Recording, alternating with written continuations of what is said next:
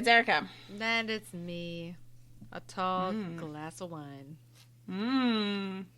Tall drink of wine. I wonder who started the tall, dark, and handsome. I don't know. Who said that? I want to know who said they're like a tall Who are they drink of talking water. about? Yeah. Tall, dark, and handsome. I feel like that phrase is old, but nobody was really that tall a long time ago. Maybe that's why it was such a big deal. Tall, dark, and handsome. It's probably just about a vampire. Tall, dark, and... Yeah. Who's tall, dark, and handsome? What's tall? I guess I need to start with that question. What is tall? What is tall? But a flower petal on the sands. What? I feel like that makes more sense as time, not so much tall. Or does it? All questions that need answering. Who is the most tall, dark, and handsome?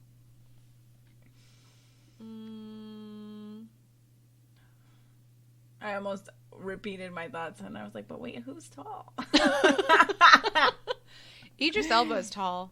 Yeah, that's true. He's very handsome. He counts for sure.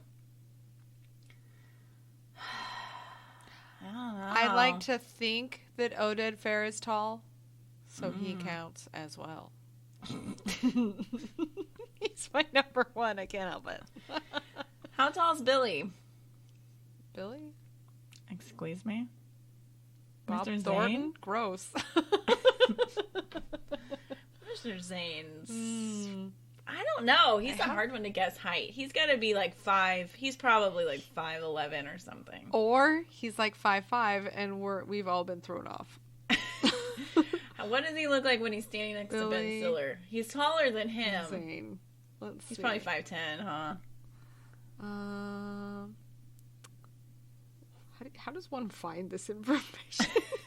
People are running around measuring people and running off real quick. Let's see. Let's Google. How tall is Billy? Oh, he's 6 feet tall. I would consider that tall. Oh, tall, dark, and handsome. Yahtzee.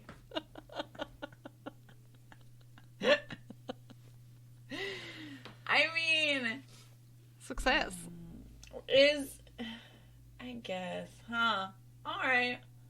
Brad Pitt's tall, but he's not dark. No. But he is handsome. He's not counting that. He does not count. He's not. What a bummer. Sorry. Not. Oh, write him a letter.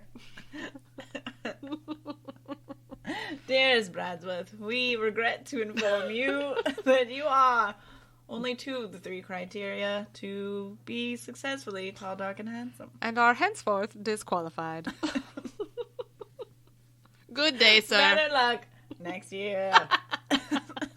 Better luck.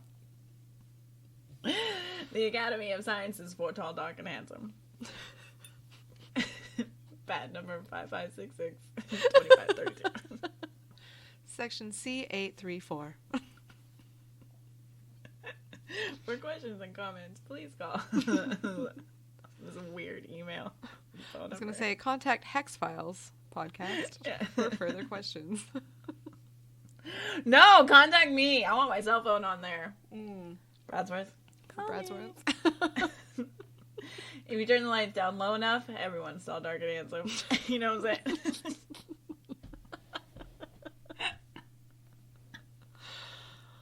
Oh, this is not what we were planning on talking about today. How did this happen? It's because I opened my mouth. Oh my goodness. Oh. I mean, we started really talking about the side part disappearing or being uncool. Yeah. R.I.P. Yeah. No, I'm never getting rid of mine. Like I told you, if I get rid of mine... You can't get rid of it. I can't. That's how your hair is. Well, like I said, I have a widow's peak. So, again, I'll look like Willard, and that will be horrible. And nobody wants that. Do you know when you first said you'll look like Willard, I incorrectly thought of Wilfred, the dog from Comedy Central, where the guy plays a dog in the dog suit with Elijah Wood. Oh, that's so random. I was like, Wilfred. I heard Wilfred. No.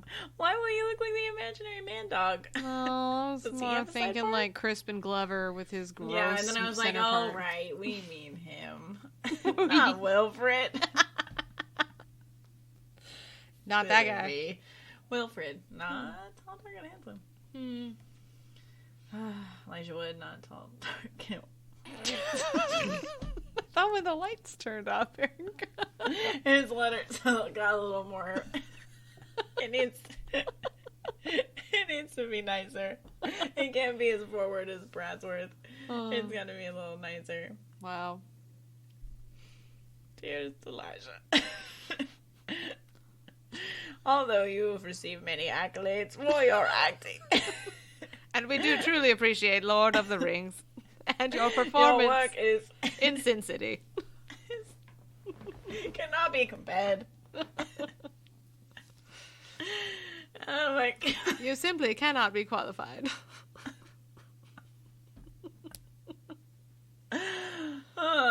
Best wishes.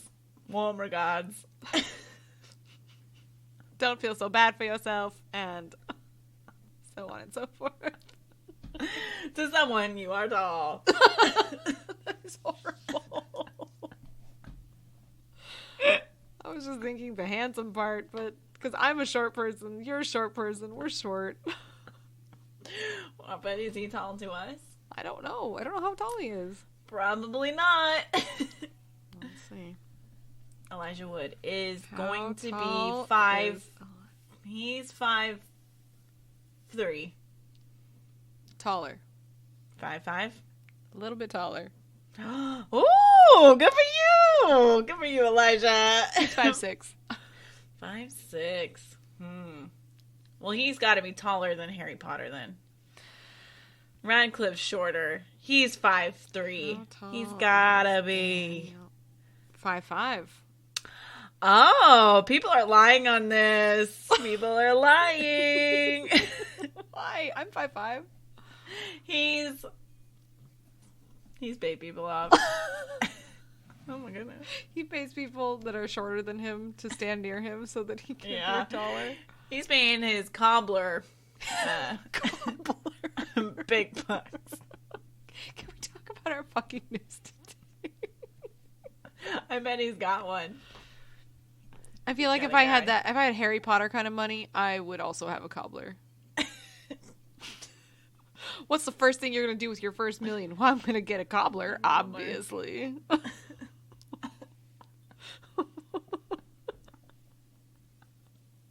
Cobbler that is on retainer. Traveling cobbler. Oh my God, that person could write a memoir and I would read it. Shoe styles of the rich and famous. Oh my God. Bobby and I were talking about Rue, our cat Rue, because she's actually really brave for how little she is. She's so cute. But we always joke that she's scared of everything. But in reality, she's actually she's always been the bravest cat we have, which is hilarious because she's only 5 pounds. And she was walking around the living room and we were joking in her voice like that she was like scared, but she was going to come in there anyway. Aww. And we jokingly, I said her book, if she wrote one about her life, would be entitled "It's Scary to Be Brave." That's really cute. I know, isn't it? Bobby was like, "Oh my God, that's really good." I was like, "Right? It's scary to be brave." Wow. That's very insightful, Erica. Right? Right on the fly, just like that. Your memoir, Accidentally Insightful, by Erica. Tall, dark, and handsome. My journey to...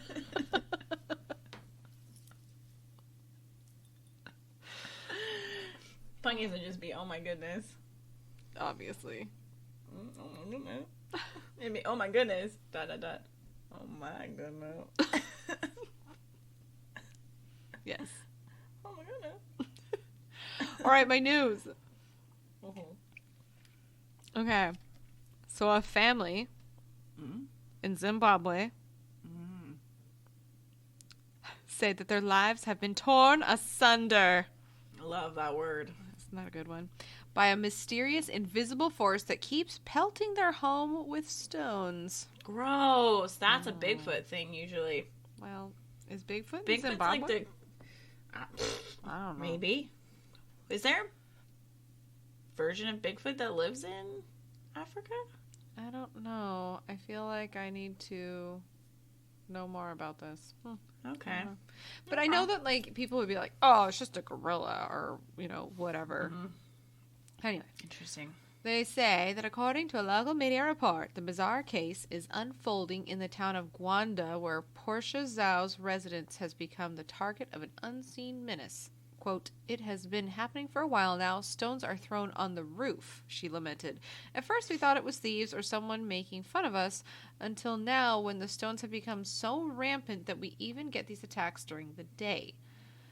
The Zhao family has turned to their neighbors in the hopes that they could figure out who or what has been behind the harassment, but a search of the area from which the stones seem to be emanating failed to produce the perpetrator. Meanwhile, the rain of rocks has continued unabated, raising concerns in the community, especially since those who helped the Zhaos also became targets of the mystery tormentor." Conceding that they initially thought the situation was a joke, one resident became convinced when a huge pebble missed my leg.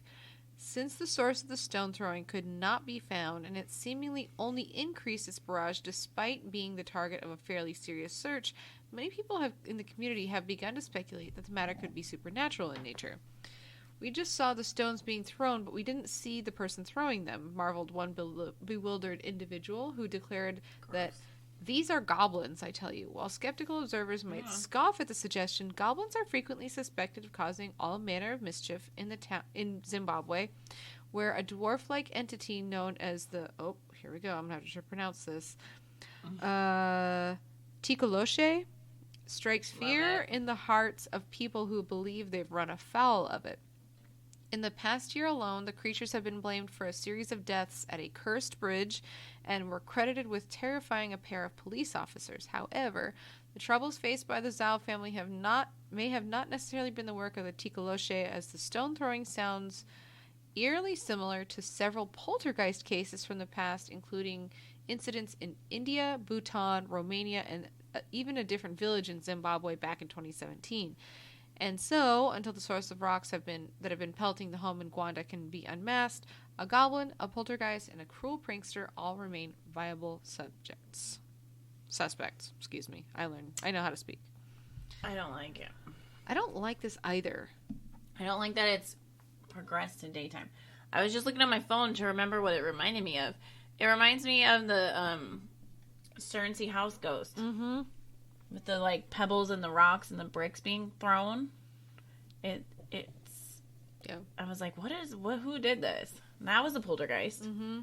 What's funny is that, so this episode that we're recording is coming out next week. Because the episode that we recorded a long-ass time ago with our friend Jordan is coming out, well, tomorrow, but... Last week. For you. And... we thought that episode was going to be a regular full episode. And so we, like, spun the wheel. We did the normal intro and everything. Well, when we spun the wheel, Guernsey House Ghost was what we picked. Oh, shit. Really? Yeah. That's funny. Yeah. Okay. I liked that. Me too. Case, story, I don't know what you want to call it. Something. That was so weird. This was like they claim it's like the most documented poltergeist ghost activity on record. Yep. Like, it's pretty crazy. It reminds me of that, though, a little bit. Yep. Ugh. Creepy. Stuff, I would much rather encounter a ghost than a poltergeist. Because that's, like, more... That feels more embedded. Like, they're they not can going fight away. you. Yeah. They're in my head, at least. To me, they're not going away. They're like a ghost, I feel, is like... I don't know. I guess I feel like they're just going to kind of, like, not bother you very much. Unless you interact with them, and they can just kind of go away, or like you can rid your house or your space more easily of a ghost than you can a poltergeist. Like, I feel like a poltergeist is really just attached. Yes. Yeah, they seem stronger. I don't know. So you want to tell me your story? Yeah. Let's see how well I do. Okay. it'll be up for debate. Cool. I mean, I guess I can read from it. Read it.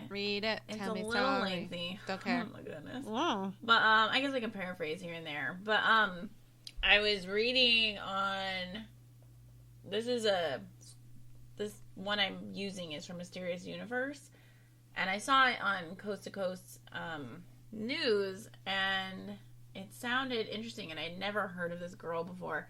Her name is Hannah Upp with 2 P's, and her story is so sad and crazy and weird.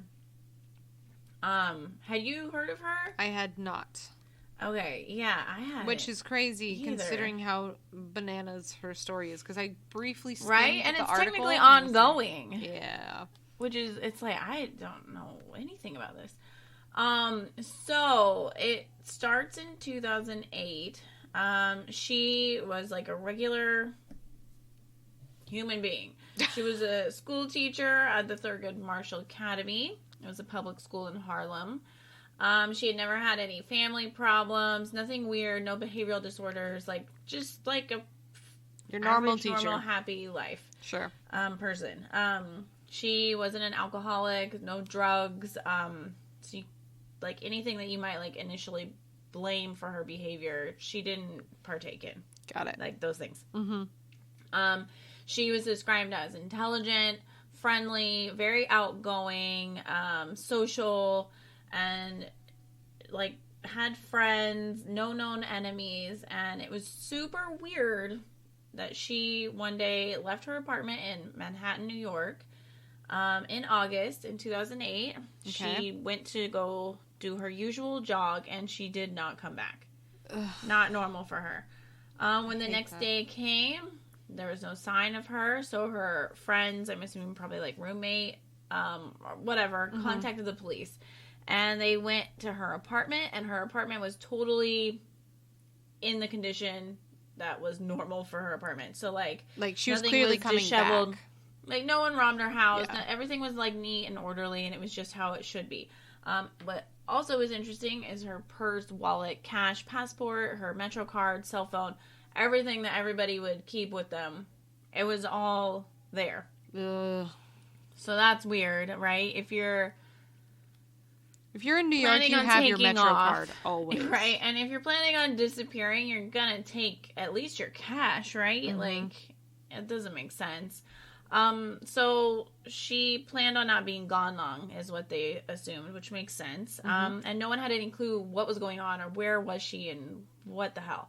So as days went by with no further sign of Hannah, police started to think, like, maybe she was murdered or kidnapped. What's going on? So they launched an investigation. That's when things got super duper weird.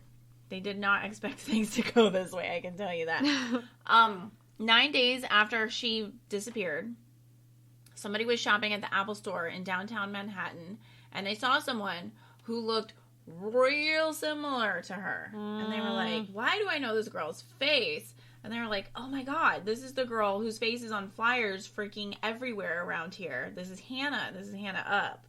And they knew it for a fact. Sure.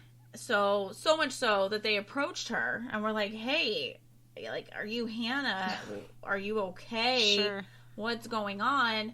And when they said all these things to her, she just Hannah, she just looked up at them and was like, what? No. And just walked away. Oh. She's like in a weird, basically like how a they trance described her. state? She's like in a trance, like a shit. fog. Like she's responding, but like she's not understanding.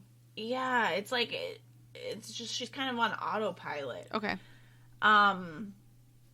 So after that sighting, she was seen a ton more over Manhattan and So fucking Soho.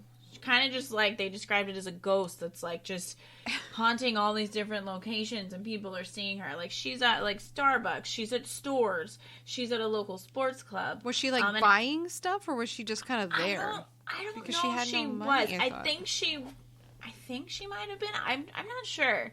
That's a good question. And everybody said the same thing about her. Like she seemed like she was dazed. Weird. Not coherent, but it's like an Elisa still Lam there. thing. Kind of, yeah. But she was calm though. Like, Yeah. she's just kind of floating around, just like kind of existing, but not participating. Okay. And she never stayed in one place long enough for people to have called the police and have them arrive. So they're always just a few moments behind her. Oh, being that's in got the to place be that they got to. infuriating. Yeah. And in the meantime, the investigation was going nowhere. So they don't have any leads. They just know she's being seen around everywhere, and that's about it. Then, in September 2008, a full 3 weeks after Hannah was missing and left her apartment, they made a really scary, strange, unusual discovery in South Manhattan. Okay. On September 16th, 2 men were working at a ferry dock on the river near the Statue of Liberty, and they noticed something really odd that was bobbing up and down in the water. No. They soon were like, holy shit, this is a person in the water. So they went down there, they got a rescue boat, and they thought they were going to find a dead body because she was face down in the water, okay? Oh my god. When they pulled her out and turned her over, they were shocked to see she's still alive. They're like, this girl is floating face down. She's doing the dead man's float. Long enough to the point where they went and got a boat and like, what? She's alive. Oh my god. What's even more strange is that it was Hannah. So they rushed her to the hospital. She had mild hypothermia, dehydrated, very sunburned, but that was about it. And as soon as she was coherent enough to talk to them, she explained some things that were even weirder. When they talked to her, and police were like, you've been gone for 3 weeks plus.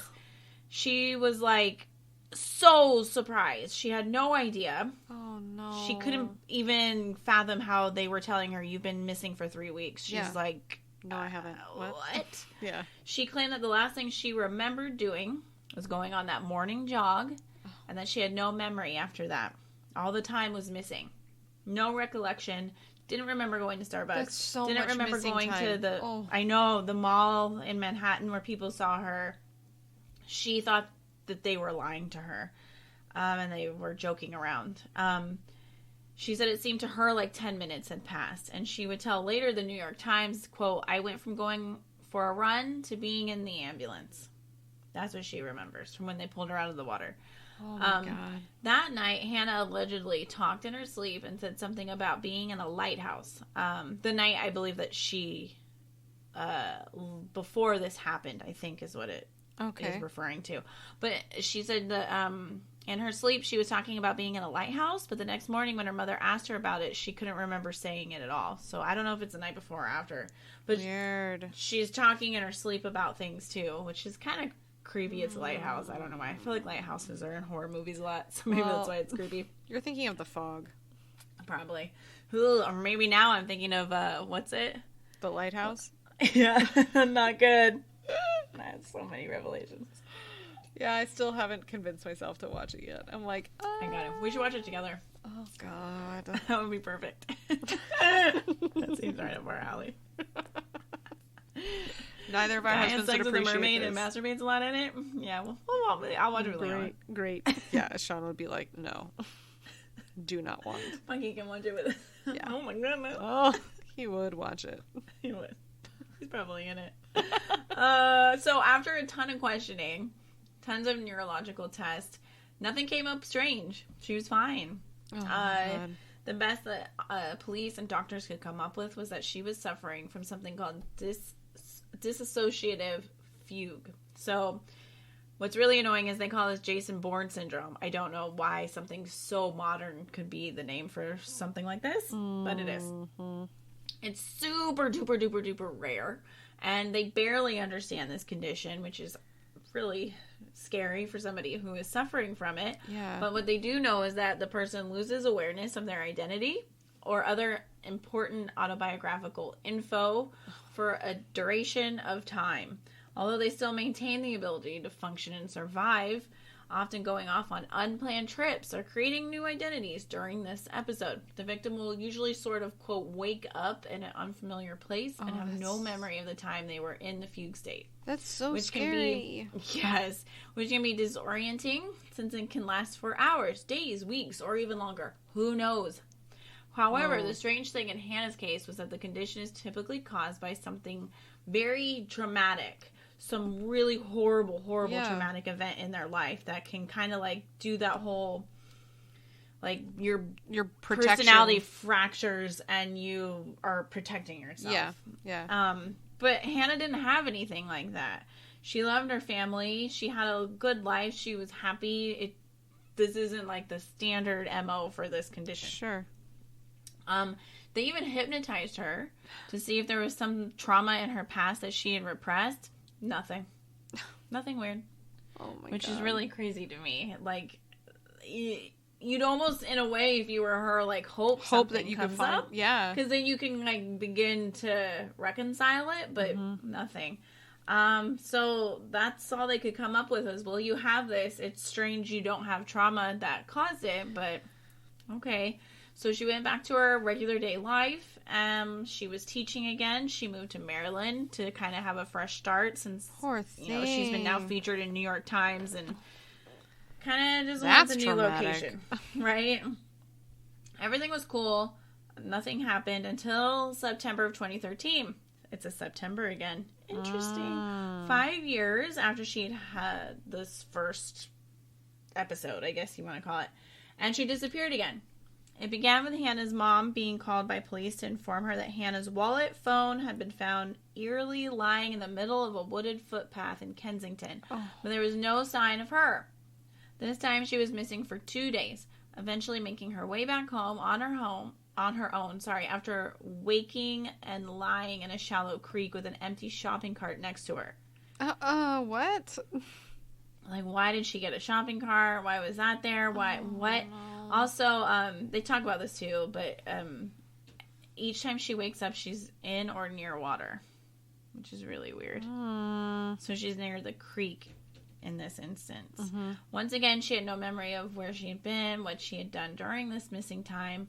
But yeah, each time it's water, and it's unclear if that's like a connection, like why she finds water and she wakes up in water.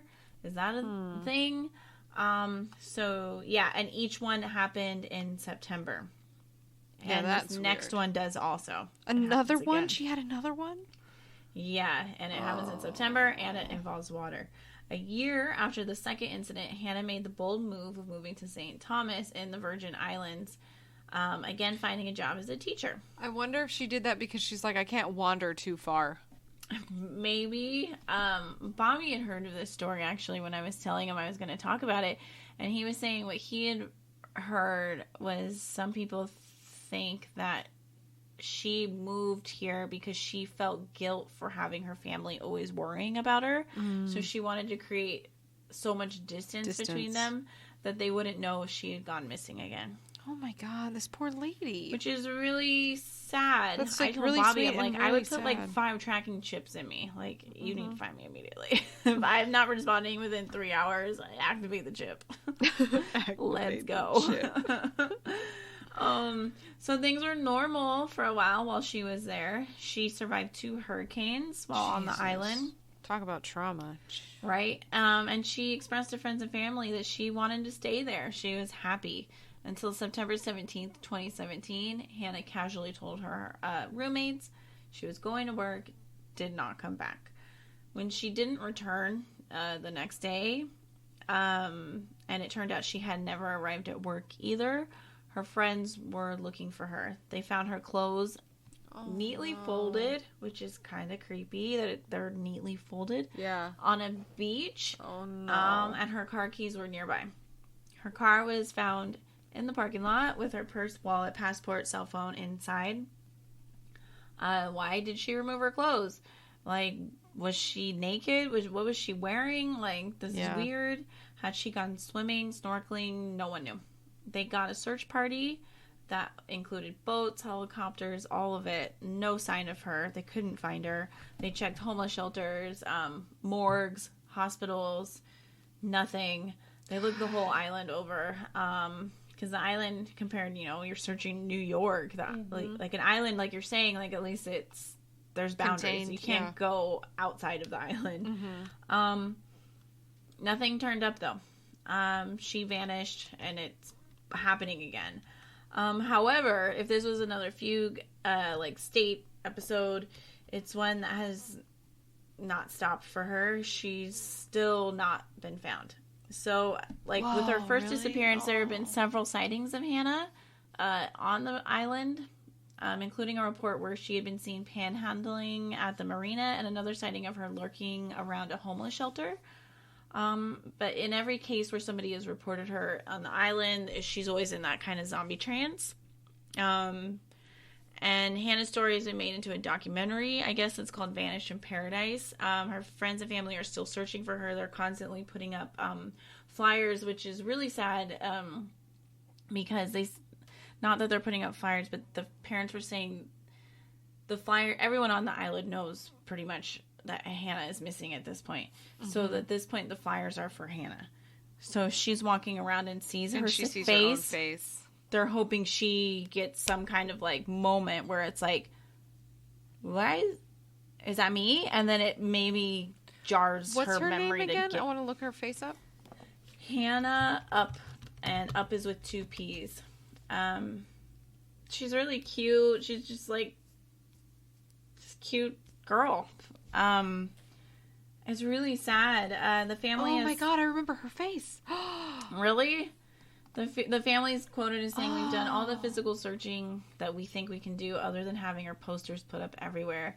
And they think that's going to be the only way that if she sees them, it'll pop her out of her fugue state. Yeah. Wow. And it's been 3 years about now. Isn't that wild? Wow. It's really interesting. But more than that, it's really scary and really sad because she's still out there. I just don't understand. I don't know. Well, I'm definitely going to attach a picture of her at least to the thing. You know what just came to mind? Oh, man. Why can't they get, there's crazy good, face recognition shit? Not even that. I'm thinking, why don't they get, why am I blanking on the name of it? But dogs that can basically just smell her out. They might have. They would find her. They might have on the island, and maybe it just ended with her clothing. But she's still walking around. They can track her. Well, that's if she didn't walk into the ocean. Yeah, I know. I'm hoping it wasn't something like that. But people are seeing her. For some reason, her being on the island and going missing on the island reminds me of what the hell is that poor girl's name? The girl that went missing on Aruba a million years ago. Oh yeah, Natalie. For her high school. Yep. Graduation. Mm-hmm. Natalie she got in the car with those 2 guys. Yeah, her mom's interviews are so heart-wrenching. The thing is, I think it was on Aruba, right? Mm-hmm. It was. The shape of Aruba's island is with the currents. Is that what you're gonna talk about? No, the island is this weird. I gotta look it up because I remember seeing a long. I was searching way back in the memory banks. I thought I remember seeing that the island looks like this weird, volcano underwater, a really long, skinny volcano, like this, and then the island is almost like this flat plateau on top. And so they were saying that there's the possibility, it would be in really far, but you could get stuck under the island. Oh, wow. I remember them saying something about that. I remember it was it's this really weird geologic feature about it. There's parts that you can get stuck under the island. That's and I was scary. I remember them saying too, the currents are just crazy there. And there's a ton of animals that Muchas sharks, tiger sharks. Morbid, but it's there's tons of animals that just eat whatever's in the water. Or fish, I guess, animals, whatever you want to say. But fish. That was so sad. I remember that. I remember the video footage of the kind of casino hotel thing they were at. So scary. That's why you don't trust strangers. You just trust us because we're good people. In a car with anybody, especially if you are a girl. Ever. I don't care if you're 200 years old or 2 days.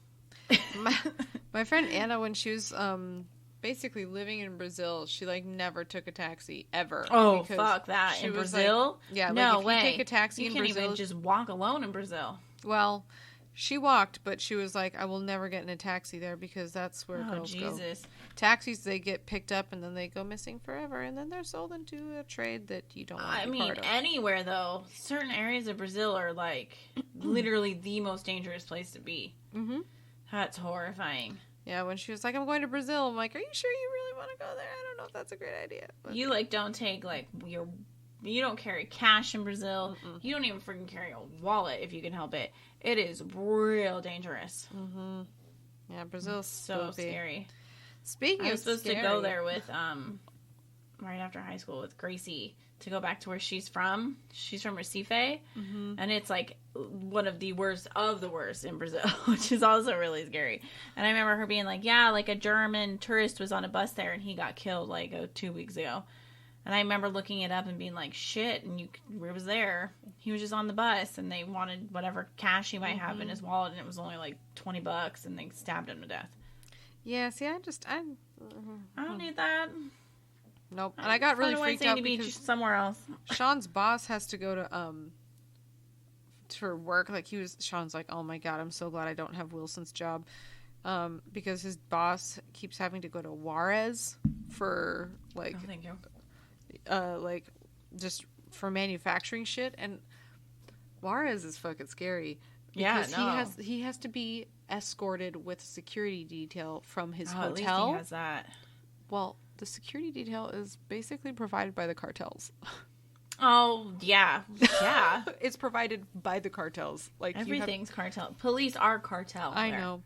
So I was like, oh, wow. Great. And Sean's like, yeah, I'm glad I don't speak Spanish very well because that makes me not want to. They don't want to send me down to Mexico because I don't speak Spanish well enough. I'm like, thank God you don't. Yeah, no. Can't they get a new manufacturer? Like, I don't understand. Well, I mean, they can get it in China, but that's way longer. Oh, and then they have to ship it across the ocean. Dear God. No. We're trying to work with our neighbors in Mexico. But anyway, speaking of scary, I have a really horrible story. I don't know how this happened. I don't know why I'm talking about this person. But I discovered it. I wonder if I end up knowing about them. I don't know, because I had never heard about this guy. Oh, man. You just made me... What? My brain just... Well, we weren't recording that long. Okay, go ahead. No, tell me. No, I just remembered that I wanted to talk about the VDOC Society. Okay. We'll get there. All right. I want you to hear about this, though, because this is crazy. Okay. So, this is about Tarrare. Tarrare. Handsome? Absolutely not. Oh, okay. No, very far from that. Short, light, ugly? I'm going to go with scary. Oh, no. This is around 1772 to 1798. Okay. He was a French showman and soldier. I want to be a showman, a showwoman. I want that on my card. But the reason I'm talking about him is because he was famous for his unusual appetite and eating habits. Yum. He was able to eat vast amounts of meat. And he was constantly hungry, and his parents could tapeworm? His parents could not provide for him, and he was turned out of his family home as a teenager. And then he traveled France in the company of a band of thieves and prostitutes. Sounds like a party. Before becoming the warm-up act to a traveling charlatan. This guy's life is all kinds of good. In his act, he would swallow corks, stones, and I'm going to skip that sentence, and a whole basket full of apples. What? And then he took his act to Paris, where he worked as a street performer. Paris. Paris.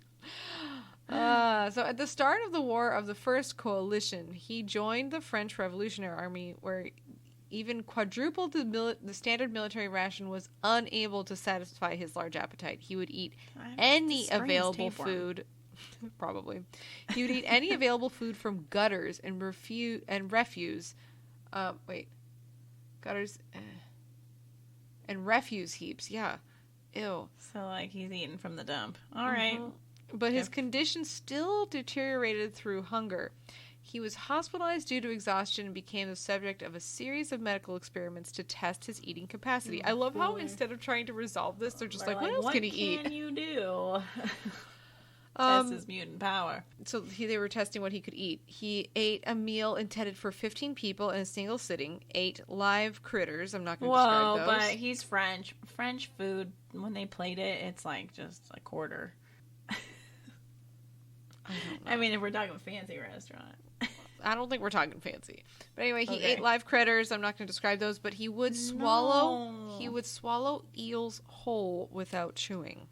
That's so despite a cure for wellness. Fuck that fucking movie. I hate that. Why are we going again about last episode's that movie, dude? That haunts me. That movie is the fucking worst. What do you guys think of that movie? We should watch that movie together. I'm gonna just scream at the television. Scream at it the whole time. I'll throw a bottle at it. I need a shitty TV so I can throw a bottle at it. Okay, let's find a shitty TV. That could be like our special How dare TV. You. I hate you. So, despite Tarrare's unusual diet, he was super underweight. He definitely had a tapeworm. Guys. And with the exception of his eating habits, he showed no signs of mental illness other than what was described as an apathetic temperament. Yeah, tapeworm. Does a tapeworm make you apathetic? It does. When it's getting that big. Oh, well, the general of the army decided to put his abilities to military use, whatever his abilities were, and employed him as a courier for the French army with the intention that he would swallow documents, pass through enemy lines, and recover them from his stool. This is so odd that their go-to is... You're going to eat this stuff and shit it out.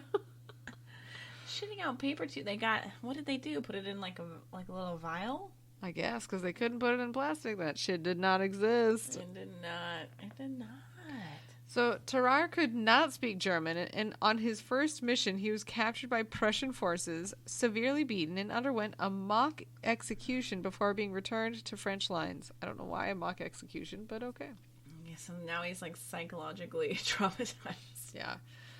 So chastened by this experience, he agreed to submit to any procedure that might cure his appetite and was treated with laudanum, tobacco pills, perfect, wine vinegar, and soft-boiled eggs. What in the fuck? Obviously, these procedures failed. It's the weirdest. I know. I feel so bad for people who were prescribed that. It's like, yeah, I know. Isn't that weird, though? I mean, truly, isn't that weird? Somebody in good faith went to someone who is supposed to help them, got that to take home, and then essentially killed themselves because of it. Mm-hmm. It's so weird to me. Because, like, I would like to think if I lived in an era where those things were constantly being given, that I would have enough sense to think that, and before I even finish that thought, that's why it's so interesting that people who were like herbalists and whatnot were considered witches, when in reality, what they got going on to give out is so much better. Oh, I know. Well, because I was looking this up, like, I was like, what? I'm going to give you mercury and poison, but this woman over here who is giving you, you know, herbs, basically the precursor to things that we use in shit today, and it's probably better than the shit we use today because it's not also side pumped with dyes and chemicals and Roundup, that it's like, you know, but that person is crazy. I was looking it up because I was like, what exactly was it made of? It contains laudanum? Almost all of the opium alkaloids, including morphine and codeine. Yeah, they got addicted to it. Oh, big time. And then you basically, there's a name for what it, I'm pretty sure there's a name for people who became addicted to that and then spiraled. I can't remember. I'll try to look it up before. I know I'm pretty sure there is. Because that's basically what happened. Like, they took it, got addicted, and straight spiraled. It's just so weird. It's very strange. It's strange how much they use mercury and... Yeah. They don't mention mercury in this, but, It just, though, like, it's just weird. Yeah. It's very strange to me. Like, bloodletting and... Oh, bloodletting. So in fucking some gross. instances, maybe it could work, but not back then. It didn't. Mm-mm. Well, anyway, so they gave him these things that obviously did not work, this poor dude. And the doctors could not keep him on a controlled diet, and he would sneak out of the hospital to scavenge for offal in gutters, rubbish heaps, and outside butcher shops, and attempted to drink the blood of other patients in the hospital and eat the corpses in the hospital morgue. That's a little weird, though, because it's like... He's basically... He's putting anything in his mouth that he thinks might... satiate the... Yeah. Like... The act of eating? Yeah. Mm-hmm. That's weird. Nothing. No... What? Oh my god. I don't know if you're ready to hear this. I'm ready. I've had one. No, I don't think you are. Do it. After being suspected of eating a toddler, he was ejected from the hospital. Suspected? That's all they wrote. What? Is that a toddler went missing? I don't know. That's all. Because suspected is like... That's all the sentence says. That's all the sentence says. Guys, just light him on fire. I know. He'd probably thank you for it. So he was ejected from the hospital, but he reappeared 4 years later in Versailles with a severe case of tuberculosis and died shortly afterward, following a lengthy bout of exudative diarrhea. Tapeworm. Tapeworm shits. So, at the age, I got it like pica and a tapeworm. Yeah, I don't know. So his appearance and behavior. So despite this is some of the stuff that I wanted to share because it's so creepy. Despite his unusual diet, he was slim and of average height. At the age of 17, he weighed only 100 pounds. 17, 100 pounds. Okay. He was just trim. Yeah. That's not like unheard of.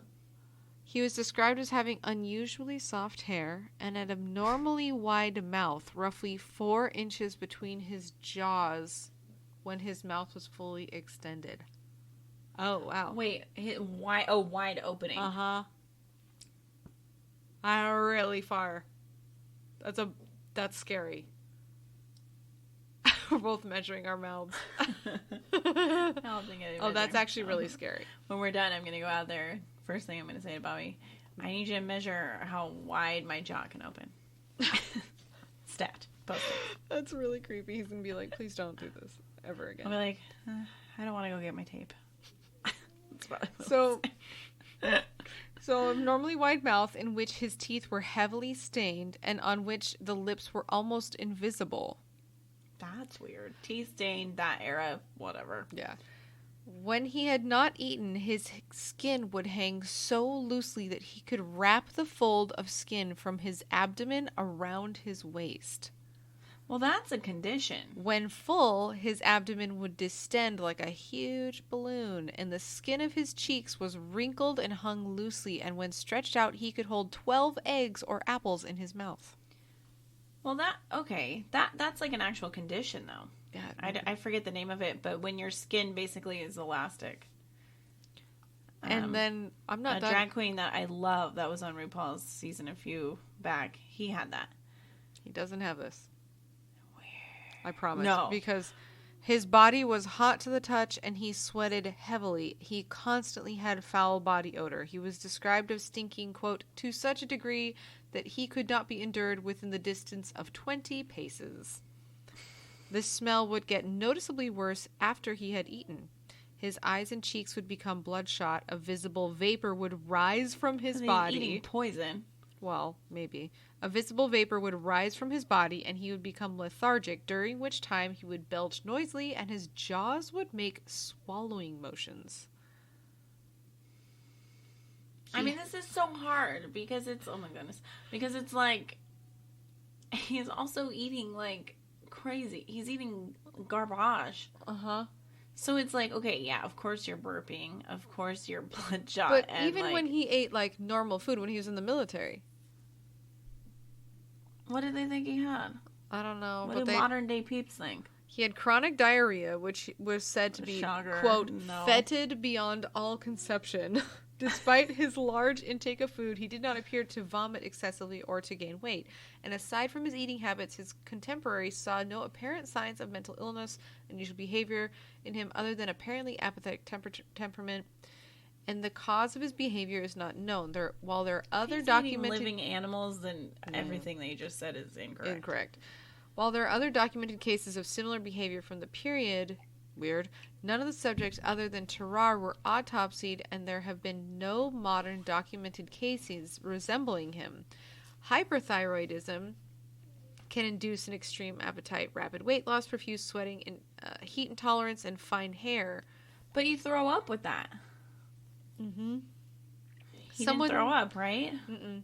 Someone speculates that he had a damaged amygdala, and it is known that injuries to the amygdala in animals can induce polyphagia, which is an abnormally strong sensation or hunger to desire to eat, often leading to or accompanied by overeating. But yeah, I thought it was really interesting about his skin. That is weird. Uh-huh. Did he never had kids? Let me know. Yeah, so about that toddler, after some time, a 14-month-old child disappeared from the hospital and he was immediately suspected. So they don't know. That's all they say. Oh yeah, I mean that could be anything. I can't. Fuck. That is weird. Mm-hmm. Oh. Get out of here. Wait, who is this Percy person? They keep mentioning somebody named Percy, but like who lived at the same time? Oh, he was a doctor. Okay, so he was one of the doctors. So leading up to his death, the guy this hospital contacted the Dr. Percy guy to notify him that a patient of theirs wished to see him. It was Tarrare, now bedridden and weak.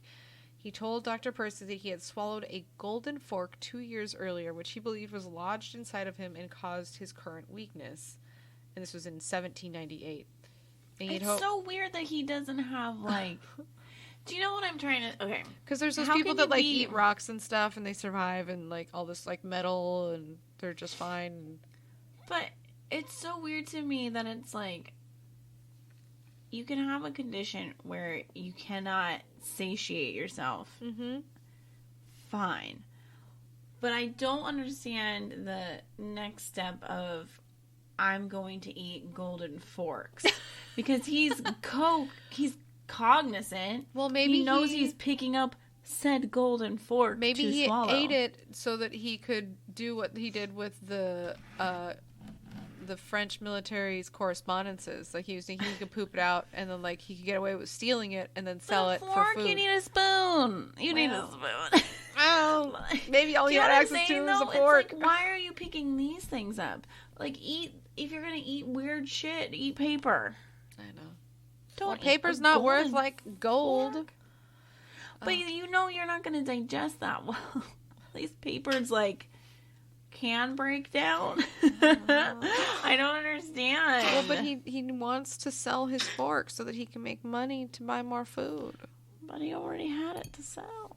He didn't have to eat it first. Well, maybe he needed to eat it to get away with it. Okay.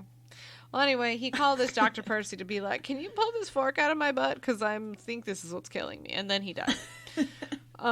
And then this 2 years later? I don't know. I have an urgent matter. Like a month later. The corpse rotted quickly, and the surgeons of the hospital refused to dissect it. I would be first in line. I know. Let me cut this bad boy open. Another doctor, however, wanted to find out how he differed from the norm internally and was also curious as to whether the gold fork was actually lodged inside, probably because he's like, give me that. I need to give me that money. that shit real quick. At the autopsy, his gullet was found to be abnormally wide, and when his jaws were opened, surgeons could see down the broad canal into the stomach. So there was, like, no... Like, there probably was an epiglottis, but there was probably, like... It was just... He was all stomach. Okay. So it's just kind of a chute. Mm-hmm. There's no closey opening of it. His body... This is so disgusting. Was found to be filled with pus. His liver and gallbladder were abnormally large, and his stomach was enormous, covered in ulcers, and filling most of his abdominal cavity. Oh my goodness. And that fork was never found. Oh my goodness. Thus, in the black market, 2 days later, the that's end where it was found. Tarrare. Looking in the wrong spot. Wow. Yeah. What a gross guy. Mm-hmm. I didn't hear if you had said in the beginning what age it started at. Childhood. Let's see. Early life. He was born near Lyon around 1772. His date of birth is unrecorded, as it is not even known if Tarrare was even his real name or a nickname. So as a child, he had a huge... I can guarantee whatever he had a nickname, and it was not that. Bubble gut. Wide mouth bass. Big mouth Billy. As a child, he had a huge appetite, and by his teens, he could eat a quarter of a bullock. I don't know what that means, but... Must be large. Weighing as much as him in a single day. And by this time, his parents were like, we legit cannot afford to feed you anymore. You need to go. So they kicked him out. To the streets. To the streets with you. And that's when he went with his roaming band of thieves and prostitutes. Love it. Mm-hmm. Wow. Did he eat all them? Guess not. No one will know. Well, there are still prostitutes and thieves to this day, so obviously not. He didn't eat all of them. Oh, some survived. Can you imagine being like one of the descendants of those people that like roamed the streets with him, and they're like, "Oh yeah, there was this one guy. We could make him eat anything," and he looked like this saggy sack of bones when he didn't eat. Ew, I hate him. Not on the dreamboat. Good day, sir. Goodbye. Shoo. Don't get within 800 paces, please. My goodness. Yeah, they did say that he smelled. So, ew. I have a very sensitive nose. Paces from now on. How many paces apart are we right now? Well, I guess we need to convert. Okay, hold on. Let me think. So we're looking on Google maps, and then we do, instead of drive time, we do walking. So if we first come up with, okay, so hold on. I can figure this out. My parents are a mile from me. Not even. We'll round up. They're a mile. It takes 15 minutes to slowly walk there. Okay. I feel like it's 25 paces to my mailbox. So I'm going to say 25 paces. If I'm walking to them, 25. I'm going to say it's 1,500 paces to my parents. So 1,500 paces is 15 minutes. Okay. How far are you? It says there's 2,000 paces in a mile. Dude, I'm not far off. I'm only 500 different. That's not bad. That's not bad. For some drunken bullshit in less than 10 seconds, that's pretty fucking good, dude. Are you kidding me? I just did some Google. Price is Right standards. I didn't go over. Did I?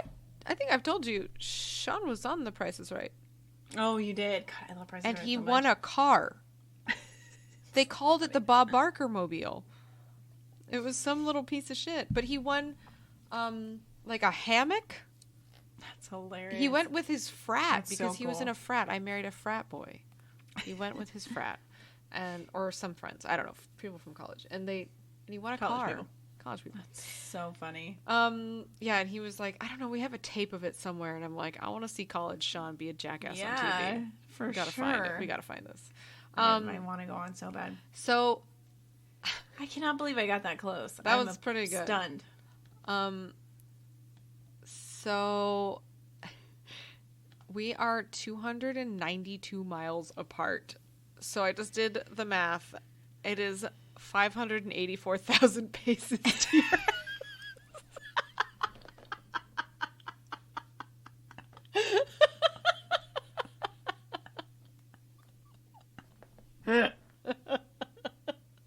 Sounds right. But soon, okay, I feel like since this episode's coming out next week, So that means if my parents is a mile and you're teeny hair over 2, so that means it's like 2,000. No, 4,000. Well, wait, my parents we said was 2,000 paces because I said 15. So yeah, so it's like 4,000, like 2 or something. Yeah, 43. So to clarify to everybody, Sean Why and are I we doing paces, Matt? Stupid. Because we're the best. To clarify to everybody, So dumb. because I feel like this is an appropriate time to share now that we've talked about paces. Sean and I found a house in Sonoma County, and we will be closing escrow on the 18th of March. And I will be living 2 miles. Don't you dare. 2.3 4,000 paces away from Erica. And this will actually be the closest that we've ever lived to each other, even when I lived up north. True. That is true. Yeah. So anyway, that means that things are going to change. But I mean, okay, just because escrow closes then doesn't mean that we're exactly moving right then. So we've got some shit that we have to take care of before we move. But it's going to be a very exciting time. But that does mean that we're going to be recording a lot of stuff ahead of time. So there might not be super current shit.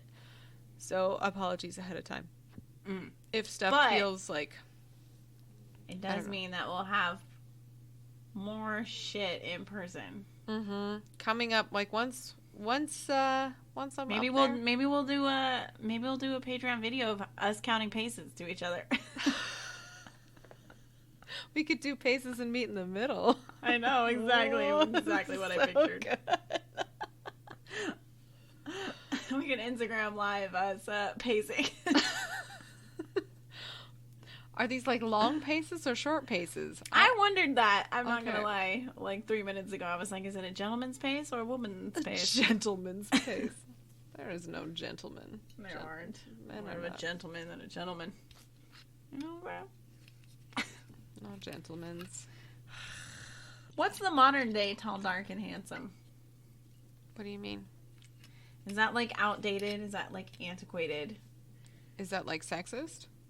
No, I mean just like, is there like a new what the kids call hip version of it?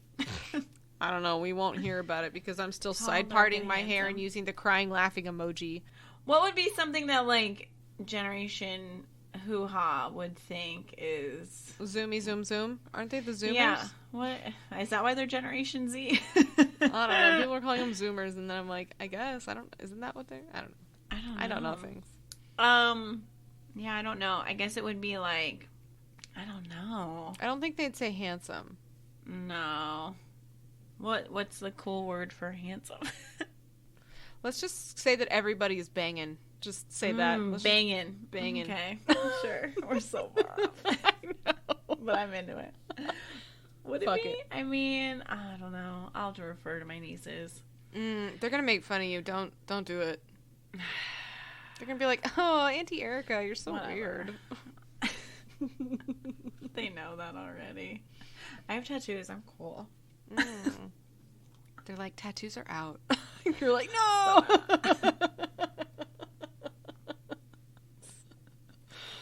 I'm gonna get one that expresses my rage. Expresses your rage. Is that what you said? Yeah. I'm so angry. I need to stop being... No, you know what? I don't need to stop being angry. Because girls' go-to is to feel... Sorry. Like, yeah, sorry and remorse. I can, without a doubt, 100% say my go-to is rage. Which is, like, more of a guy thing. Stereotypical guy reaction. Mm-hmm. Mine is just to be awkward. I'm like, I just get really awkward. Yeah. Which is my awkward which I trait get is out of. laughing when I shouldn't. Like, ha ha ha ha. They're like, Erica, somebody died, and you're like, I know. Funny, right? Oh wait, this is not a laughing time. Fuck right? them! How dare them? Rage. Then laughing. This all makes sense. Mm-hmm. Well, guys, I'm sleepy now. I've exhausted myself talking about paces, and now I'm thinking about all the paces that I'm going to have to take to get to your house when I eventually live up there. So many paces. So many paces. Yeah, yeah. Next time, I have to take those 4,000 paces to my new garden. I'm excited about that. Next time, I will be discussing the V-Dog Society. Oh, shit. Yeah, it's been... Yeah. We definitely don't have to talk about it, but if you guys haven't heard of it, which I feel like you probably haven't, because I had not, and I love reading about weird shit. It's VIDOCQ. It's kind of a interesting spelling. It's named after a guy who is considered to be the, like, forefather, creator, whatever you want to call it, of being more or less a kind of like a private eye, or a detective, whatever you want to say. But this society is crazy, and it exists in Philly, which is also really funny to me because I love Always Sunny. But if you haven't heard of this society, their wiki page is really short. But you can also go to their website, and the society is so cool. I want to be a part of it. I never will get to be, but you have to be invited. Cool. Yeah, you got to know someone who's in it, and then they can vouch for you, but then you have to get a second party within it to say, yeah, okay, I vouch for them vouching for you.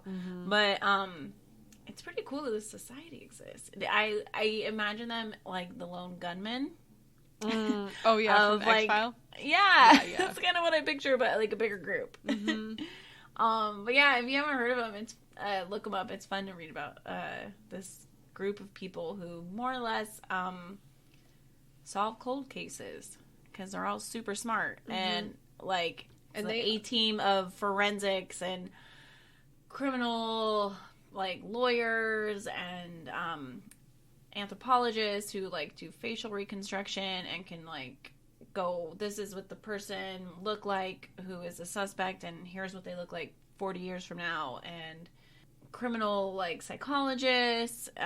It's really cool. Like and they have to meet once a month.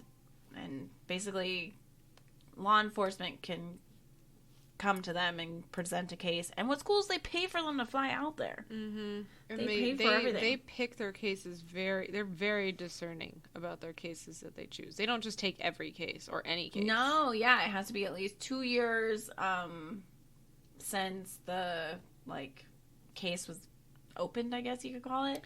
Where are they on John Bonet? Oh man, we gotta talk to my mom about that tomorrow. Okay. Or last week for those listening.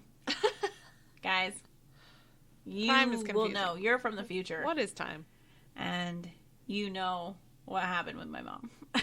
Yeah. Tomorrow. Oh, because that episode's going to come out on Wednesday. Right? Oh, this is good. Oh, I'm so excited that you guys have met Brenda now.